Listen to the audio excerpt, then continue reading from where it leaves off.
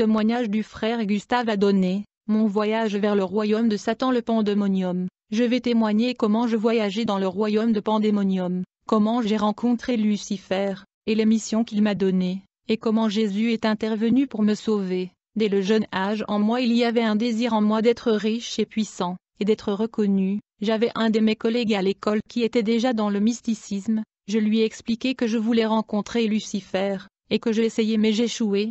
Il promit de m'aider, puis un jour il a fait un rituel et une prière magique, puis il a fait sortir une enveloppe et un papier blanc de sa poche d'une façon mystique, et il me dit, écris votre demande à Lucifer ici sur ce papier. J'ai donc écrit sur le papier blanc ce qui suit, Seigneur Lucifer, je demande de vous rencontrer. Mon collègue me rappela et dit vous devez signer la lettre.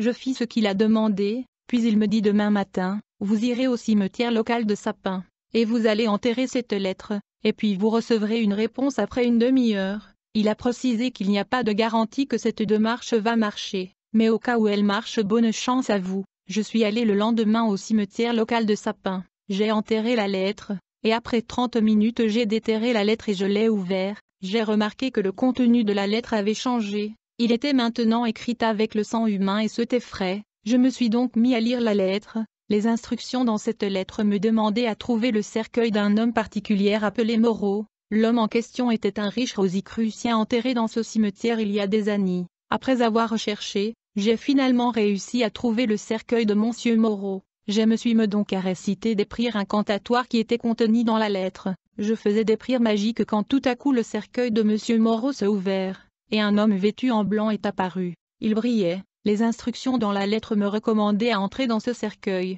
et je devais m'allonger et remplacer Monsieur Moreau qui venait juste de disparaître. Frères et sœurs, dès que je me suis allongé dans ce cercueil selon les instructions contenues dans la lettre, mon esprit est sorti de mon corps. Je suis donc atterri dans un monde inconnu et mystérieux, alors que mon corps était resté dans le cercueil. Je voudrais vous rappeler qu'un cimetière est l'un des portails conduisant au royaume parallèle de Lucifer.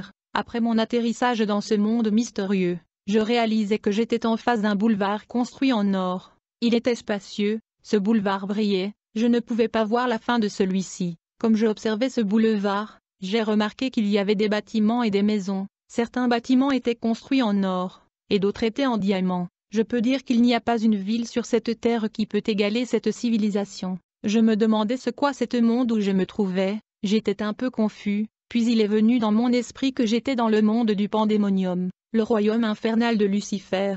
Dans ce monde inconnu et mystérieux il n'y avait pas de soleil, il n'y avait pas d'étoiles, il n'y avait pas de vent, il n'y avait pas de lune, le ciel était rouge-orange. Soudain j'ai vu des créatures apparaître devant moi, ils m'ont dit bienvenue dans notre monde, frères et sœurs. Quand j'ai levé la tête pour observer les gens qui m'accueillaient, j'étais terrifié et horrifié. Je compris que je me trouvais en face des démons. Ces entités étaient des mauvais esprits. Ils étaient des démons hybrides. Quand j'ai observé le premier créature, j'ai remarqué que sa partie supérieure était un serpent et sa partie inférieure était celle d'un porc. Quand j'ai observé le second créature, j'ai vu qu'il avait la face d'un tigre, les jambes d'un homme. La troisième créature avait le corps d'un être humain et les jambes d'une vache. Je ne pouvais pas les regarder deux fois. J'étais effrayé. Quand ils ont remarqué que j'avais peur, ils m'ont dit de ne pas avoir peur. Ils me dirent monsieur, vous êtes celui qui voulait venir dans notre royaume. Puis ils ont pris un cheval, ils m'ont dit vous devez monter sur le cheval puisque nous devons voyager. Je monta donc sur le cheval et nous avons commencé notre voyage dans ce royaume mystérieux.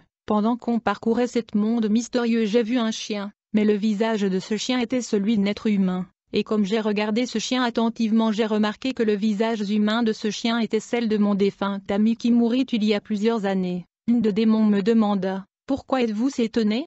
Je lui répondis que le visage de ce chien est celui de mon défunt ami. Il me répliqua en disant « Votre ami est déjà mort donc vous devriez l'oublier ». Puis nous avons continué notre trajet. Alors que nous avancions dans ce royaume, je remarquai que dans ce boulevard il y avait beaucoup de jolies voitures. Certains modèles de ces voitures sont aussi sur la terre, mais d'autres ne sont pas encore sur la terre. Ce qui était étrange c'était que, lorsque j'y observais une voiture Jeep dans le boulevard et quand j'ai regardé de plus près j'ai réalisé qu'il était en réalité un squelette humain qui rampait. La même chose se produit quand je regardais une voiture Nissan, il était un squelette humain, et quand j'observais une voiture BMW, en observant j'ai remarqué que c'était un cercueil. Puis un de démons me demanda « Pourquoi êtes-vous si choqué ?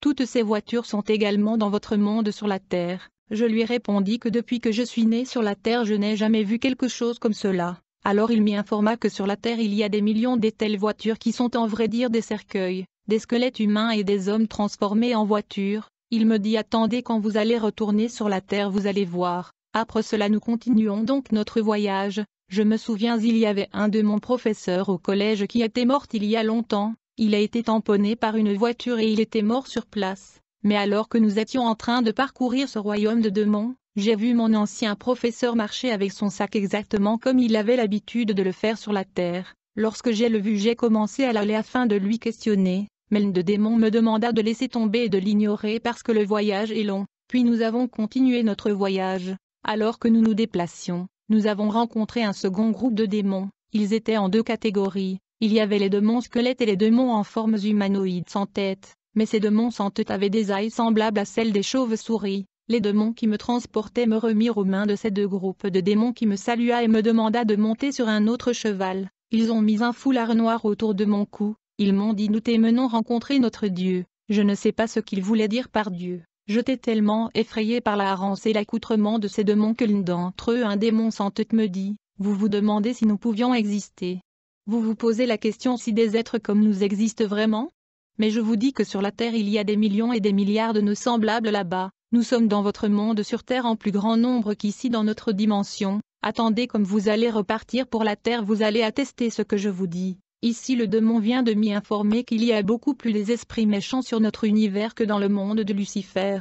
Je dialoguais à ces démons sans tête, mais j'étais surpris de voir comment ils pouvaient me parler sans avoir la bouche, et comme ils pouvaient lire ce que je pensais. L'un d'entre eux me répondit et dit « Vous vous demandez comment nous sommes en mesure de vous parler même si nous ne disposons pas des têtes. » Alors ce démon souleva son bras, c'était terrifiant de voir sa bouche sous son bras. Après cela nous avons donc continué à avancer. Comme nous étions arrivés près de notre destination, je commençais à entendre le son d'une mélodie musicale agréable à écouter, et le son de cette mélodie provenait d'un endroit lointain. J'ai questionné un de ces démons qui m'accompagnait à propos de l'origine de cette musique que j'entendais. Le démon squelette me répondit, la musique provient de la résidence de notre Dieu, et quand j'ai regardé le lieu où provenait cette musique, j'ai vu un royaume lumineux, une civilisation massive, brillant et dorée. La ville émettait une lumière intense et éclatante. L'un des démons me dit, c'est là que notre Dieu Lucifer habite, et nous ne sommes pas loin en quelques minutes nous allons arriver. Lorsque nous sommes approchés de la frontière de ce royaume lumineux,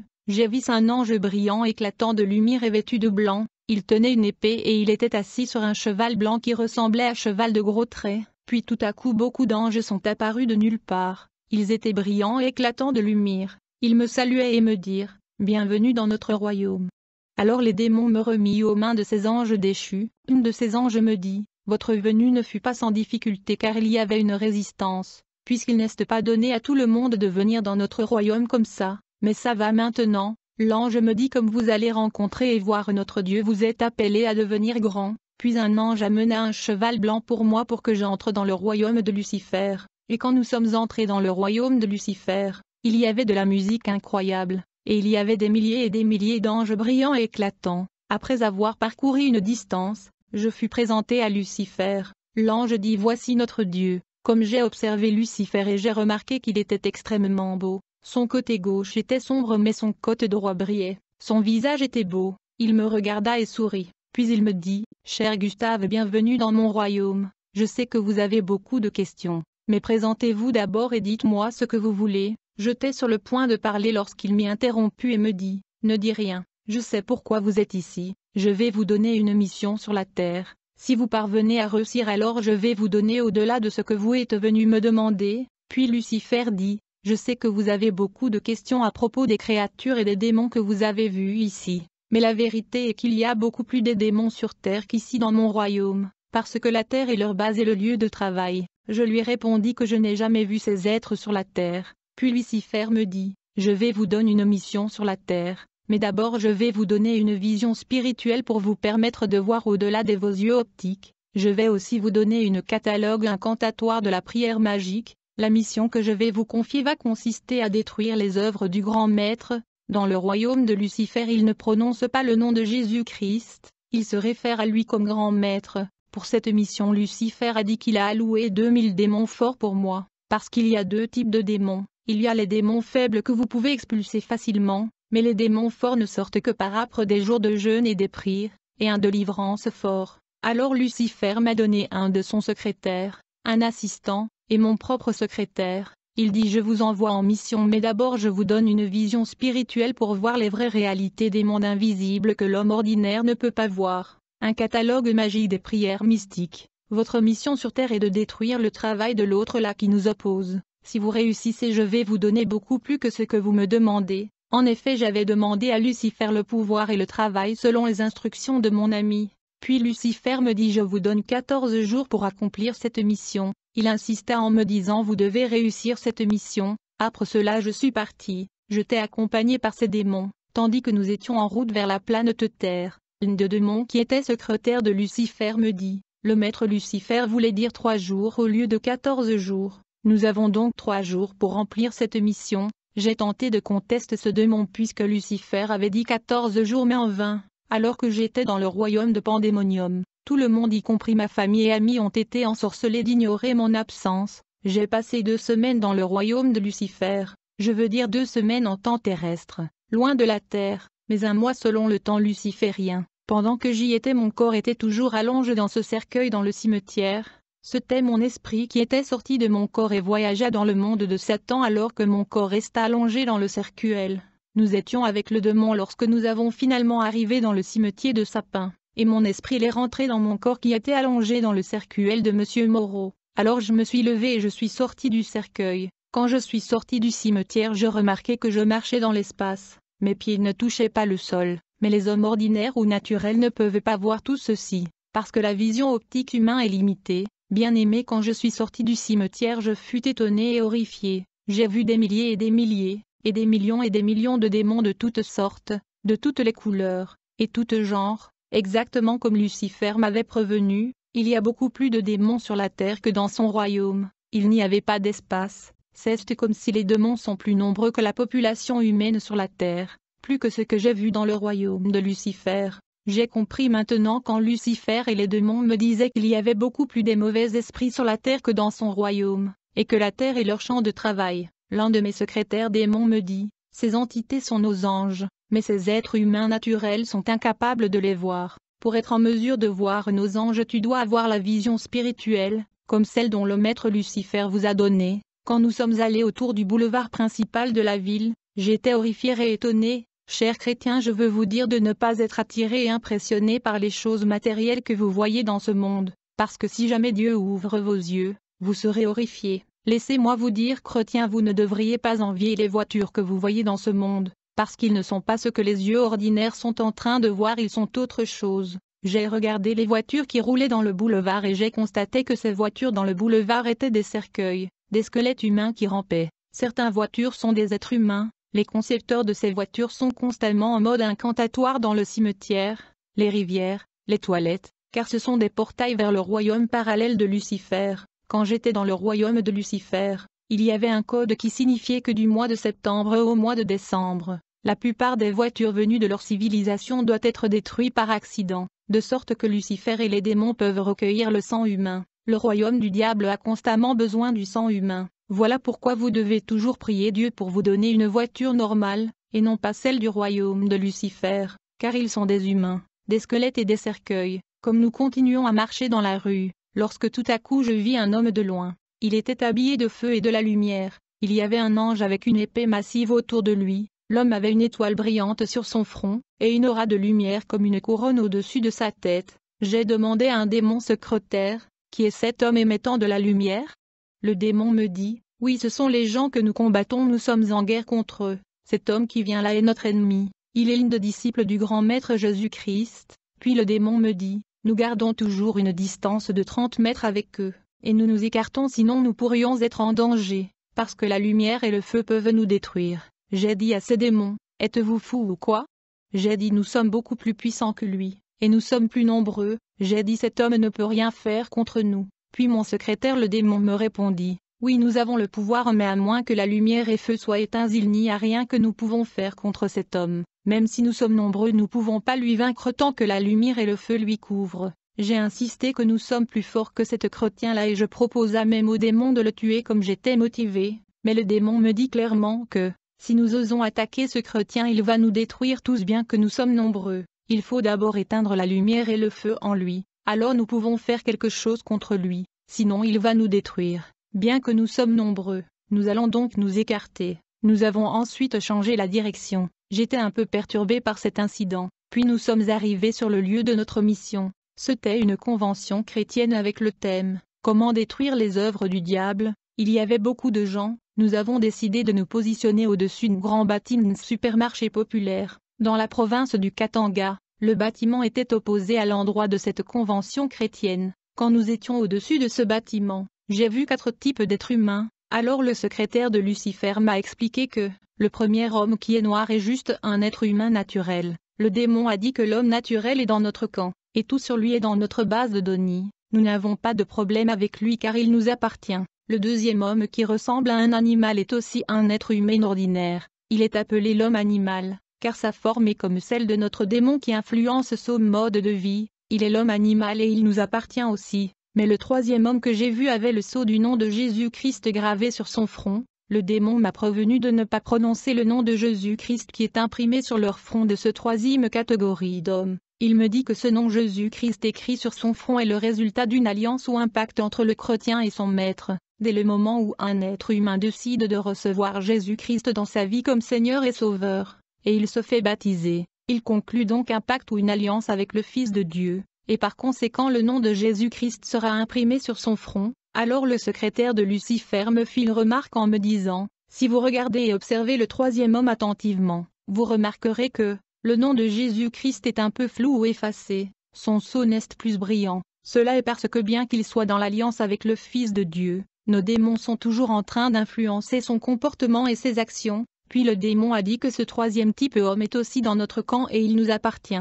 Et s'il meurt comme ça dans les transgressions, nous allons lui transférer en enfer pour le jugement et le châtiment. Le quatrième homme que j'ai vu avait aussi le sceau du nom de Jésus-Christ sur son front, mais elle brillait. Au-dessus de sa tête il y avait une couronne de feu, et il y avait un ange derrière lui qui tenait une épée. Il est écrit que l'ange de l'Éternel campe autour de ceux qui les craignent, et les arrache du danger. Ceux-ci étaient les 4 types d'êtres humains que j'ai vus dans cette convention chrétienne. Alors le démon m'y informa que nous sommes ici pour attaquer la 4e catégorie d'hommes qui est le chrétien qui brillait et qui était éclatant de lumière. Le démon me dit que nous sommes ici afin d'éteindre la lumière et le feu qui brille dans le 4e homme qui est les chrétiens vivants. Autre me cesse le chèque. Nous avons 3 jours pour éteindre le feu et la lumière des chrétiens vivants. Le démon m'a alors demandé, « Voyez-vous les gens debout en uniforme ? Ils sont leurs commandos, ils sont appelés les intercesseurs, ils prient toujours, et ils citent le nom de leur maître, Jésus-Christ, qui est très dangereux. Leur feu peut nous atteindre ici. Nous devrions donc nous déplacer dans une position plus sûre. » Après consultation avec mon secrétaire démon, nous avons divisé les démons forts qui étaient 2004 groupes. Chaque groupe avait donc 500 chacun. Nous avons placé ces démons autour de cette croisade chrétienne. Après cela mon secrétaire démon me dit que nous devrions attaquer le 2 pasteurs principal. Nous devrions commencer par la recherche d'une passerelle ou porte d'entrée. Nous appelons cela fondement juridique. Mon secrétaire démon a suggéré que nous devrions vérifier la vie de leurs enfants et leurs femmes. Alors j'ai envoyé 2 démons vers leurs enfants et 2 vers leurs femmes. Mais nous ne pouvions pas trouver le porte d'entrée et le fondement juridique. Je veux dire aux chrétiens qu'il est impératif pour les pasteurs d'enseigner leurs femmes et leurs enfants dans la Bible. Sinon ils deviendront une porte d'entrée pour des attaques démoniaques contre le ministère. Après cela nous avons commencé à vérifier le bureau de pasteur. Mon démon secrétaire a remarqué que le pasteur avait une secrétaire dont le fiancé était un non-croyant, un homme naturel. Immédiatement je fus une prière mystique et une robe apparut. Et le démon prit cette robe et voya à une centaine de kilomètres dans la ville de Likasi où la famille de la secrétaire était. Une de mes démons a pris la forme de la fiancée du secrétaire du pasteur, et il est allé à la famille de la secrétaire. Il dit à sa famille, « Quand ma femme sera de retour vous lui donnerez ce robe dont je lui ai acheté. » Personne ne pouvait soupçonner qu'il avait affaire à un démon sous forme physique. Mais au moment où la secrétaire du pasteur reçoit la haine de sa mère à propos de cette robe démoniaque, le Saint-Esprit a commencé à faire pression sur la sœur de confesser et de renoncer et de ne pas aller. Puis le démon me dit d'observer comment l'Esprit Saint faisait pression sur cette sœur de ne pas aller, mais elle ignora la voix du Saint-Esprit. Puis elle est allée vers sa famille pour voir la robe dont le démon sous forme physique avait apporté. Dès que sa mère la présenta cette robe, l'Esprit Saint continuait à mettre pression à la sœur de ne pas la toucher. mais elle ignora l'Esprit Saint. Il y a 5 démons que le monde de ténèbres utilise très souvent, qui sont le démon de l'envie, le démon de la curiosité, le démon de l'avidité, le démon de la négligence et le démon de la paresse. Au moment où la sœur a touché cette robe, elle a ouvert la porte d'entrée. Nous avons eu une raison juridique pour entrer dans sa vie. Je vis la couronne de feu au-dessus de sa tête disparaître. L'ange la laissa. La lumière du sceau de l'alliance de Jésus-Christ sur son front était éteint. Sa puissance a disparu. Puis le démon me dit, vous voyez la façon d'éteindre leur feu. Nous faisons ces trucs contre eux et qu'elle marche. Et le démon me dit, comme elle a désobéi l'Esprit Saint qui est l'esprit de son maître, son âme est déjà en enfer en dépit du fait qu'elle est en vie sur la terre. Si elle meurt maintenant, elle sera transportée en enfer, parce qu'elle nous appartient maintenant, à moins qu'elle avoue et confesse ses péchés. Mais comme elle a ouvert la porte, j'ai envoyé un démon fort de l'immoralité sexuelle et le démon de l'orgueil, et j'ai aussi envoyé dans son corps le démon de la prostitution. Elle était maintenant habitée par des démons forts qui vont commencer à influencer sa vie, même sa toilette, son habillement et son accoutrement, et quand cette sœur est venue à l'église, même les intercesseurs la convoitaient, et quand les intercesseurs la convoitaient, les démons forts commencent à entrer en eux. Après cela, elle est allée au bureau du pasteur. Quand le pasteur l'a vue, l'Esprit Saint a commencé à lui dire de renoncer, mais quand le pasteur la regarda pour la 2e fois, c'était avec les yeux de la convoitise, il ouvra la porte d'entrée, puis nous avons lancé un démon de la fornication en lui. Le pasteur a alors commencé à fantasmer cette sœur, puis ils sont tombés dans la fornication. Alors mon secrétaire démon a dit que nous avons accompli avec succès mission en 3 jours,